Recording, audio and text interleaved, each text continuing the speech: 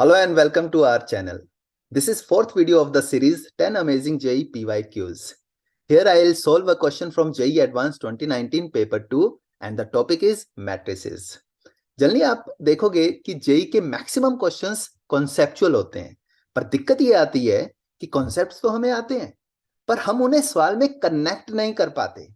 तो इसलिए आप इस वीडियो को एंड तक देखो और सीखो कैसे मैं बिल्कुल बेसिक कॉन्सेप्ट से एक टफ प्रॉब्लम को सॉल्व करता हूं।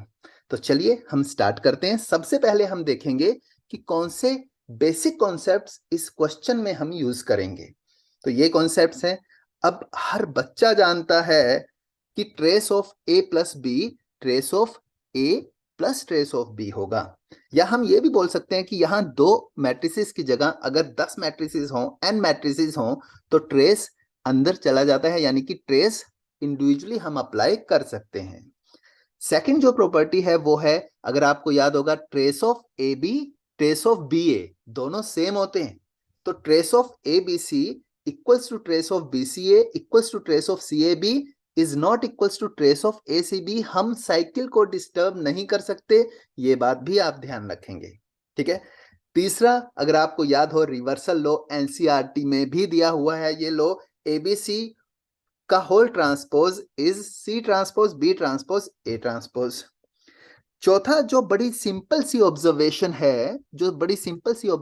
है कि हमारे पास कोई भी मैट्रिक्स अगर होगा, स्क्वायर मैट्रिक्स, उसे एक कॉलम मैट्रिक्स से मल्टीप्लाई करें जिसके सभी एलिमेंट्स 1 1 1 हो, तो हमारे पास एक कॉलम मैट्रिक्स ही आएगा जिसका हर एक एलिमेंट ए मैट्रिक्स की कोरस्पॉन्डिंग रो का सम होगा। जैसे फर्स्ट एलिमेंट होगा sum of all elements of row 1 of matrix A, किससे मल्टीप्लाई करके? 1 1 से मल्टीप्लाई करके। चौथा, जो हम लोगों ने होमोजीनियस इक्वेशंस में पढ़ा है, trivial solution and non trivial solution. अगर आपको याद हो, AX equals to null matrix है और हमारे पास नॉन जीरो सॉल्यूशंस भी एग्जिस्ट करते हैं, तो इसका यह मतलब होता है कि हमें नॉन ट्रिवियल सॉल्यूशन मिल रहा है और डेट ऑफ ए की वैल्यू 0 होगी। ठीक है। मान लीजिए एक्स वाई जेड जो एक्स मैट्रिक्स है, कॉलम मैट्रिक्स है, उसकी वैल्यूज है एक्स वाई जेड। इन तीनों में से एक भी अगर नॉन जीरो हो जाए तो इसका यह मतलब हुआ कि डेट ऑफ ए 0 होगा, मींस हमें नॉन ट्रिवियल सॉल्यूशन मिलेंगे। अब मुझे यह बताओ, कौन सा ऐसा बच्चा है जो जेई के लिए प्रिपेयर कर रहा है और उसे ये कॉन्सेप्ट नहीं आते? सभी को ये कॉन्सेप्ट आते हैं, हर स्टूडेंट इन कॉन्सेप्ट्स के बारे में जानता है। ठीक है। तो चलिए अब क्वेश्चन देखते हैं। देखने में क्वेश्चन बड़ा टफ था। क्वेश्चन ये है, P1 गिवन है, P2 P3 P4 P5, ये 6 मैट्रिसेस गिवन हैं। अगर आप ध्यान से देखो तो ये सभी ऑर्थोगोनल मैट्रिसेस हैं। कैसे आइडेंटिफाई कर सकते हैं? आप देखें, फर्स्ट रो P1 की फर्स्ट रो एक वेक्टर है आई कैप, सेकंड रो जे कैप, थर्ड रो के कैप, कोई भी उठा लो। P5 में भी आप ये चीज ऑब्जर्व कर सकते हो, फर्स्ट रो के कैप, सेकंड रो आई कैप, थर्ड रो जे कैप। तो अगर सभी रोज यूनिट वेक्टर्स हैं और वो यूनिट वेक्टर्स आपस में परपेंडिकुलर हैं, तो हम बोल सकते हैं कि जो Pi है ना, वो ऑर्थोगोनल मैट्रिक्स है, यानी कि Pi into Pi transpose is equals to unit matrix, या हम बोल सकते हैं कि Pi transpose is equals to Pi inverse. ठीक है। पहली चीज ये थी जो ऑब्जर्व करनी थी। और जब भी हम जेई का क्वेश्चन पढ़ते हैं तो ध्यान रखना, ऑप्शंस भी क्वेश्चन का पार्ट है, आप ऑप्शंस भी पढ़ें। तो इस क्वेश्चन को पूरा पढ़ा, एक्स की एक वैल्यू है, एक्स में 6 एलिमेंट्स ऐड हो रहे हैं, summation k equals to 1 to 6। और देखो A option, x into 1 1 1 equals to alpha into 1 1 1, alpha alpha find करना है हमें। B option X is symmetric, C option sum of diagonal entries of x is 18, and D option x minus 30i is an invertible। Question पढ़ लिया। जब भी JEE का question पढ़ना है, चेक करो, ऑप्शंस भी पढ़ लिए, चेक करो कौन सी ऑप्शन सबसे इजी है सॉल्व करनी, कौन से हमारे मतलब की ऑप्शन है। तो हमें पता है कि सिमेट्रिक मैट्रिक्स जो होता है वो क्या होता है, अगर हम ट्रांसपोज लें और मैट्रिक्स चेंज ना हो तो उसे हम बोलते हैं सिमेट्रिक मैट्रिक्स।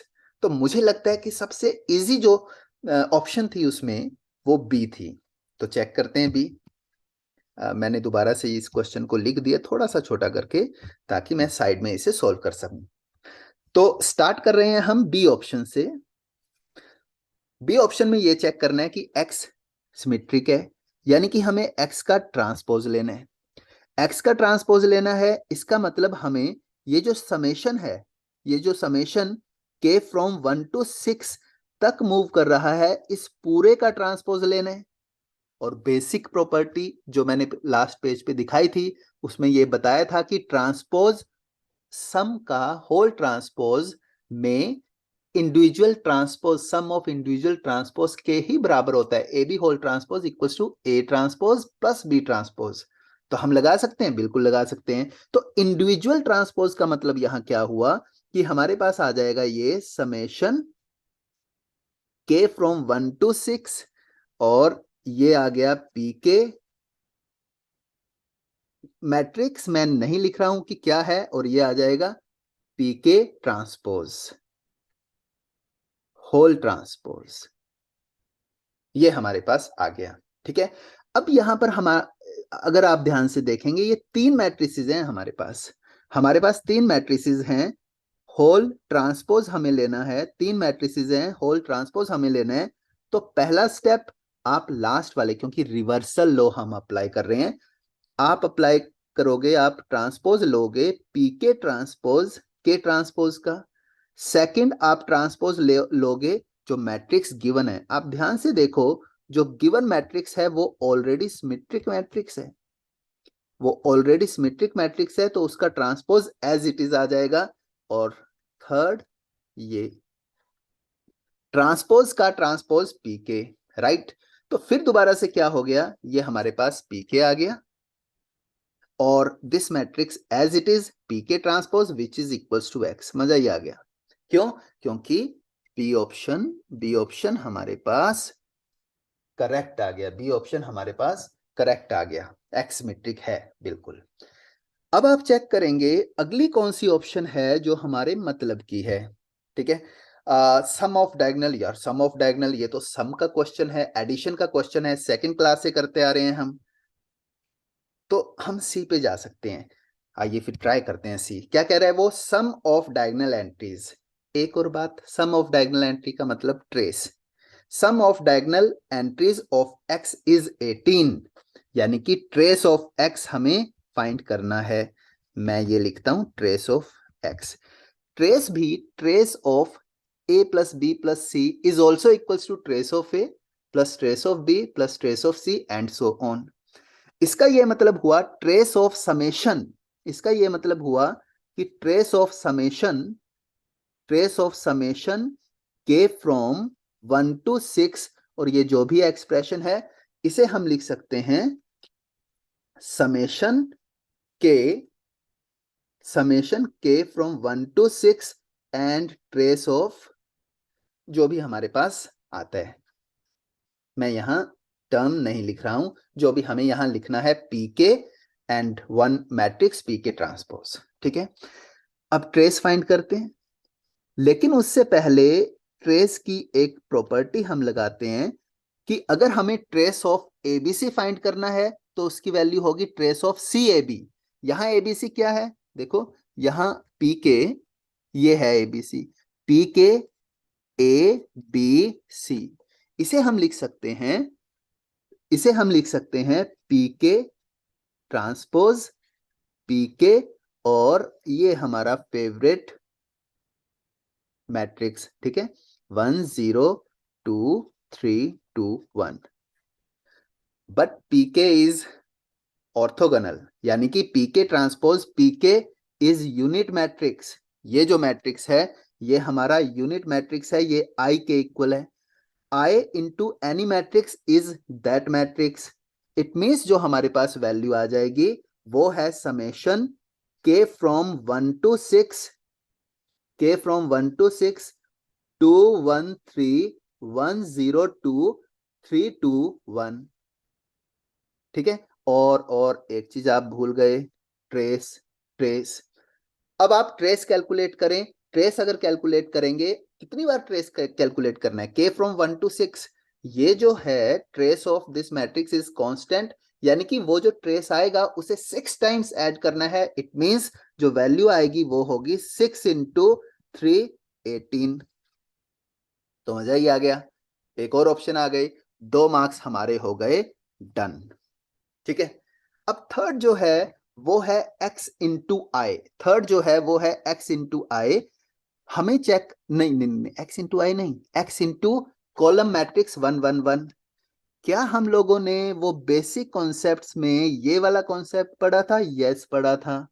क्या होता है जब भी हम किसी स्क्वायर मैट्रिक्स को कॉलम मैट्रिक्स 1 1 1 से मल्टीप्लाई करते हैं तो प्रोडक्ट एक कॉलम मैट्रिक्स होगा और पहला element sum of all elements of first row of A होगा।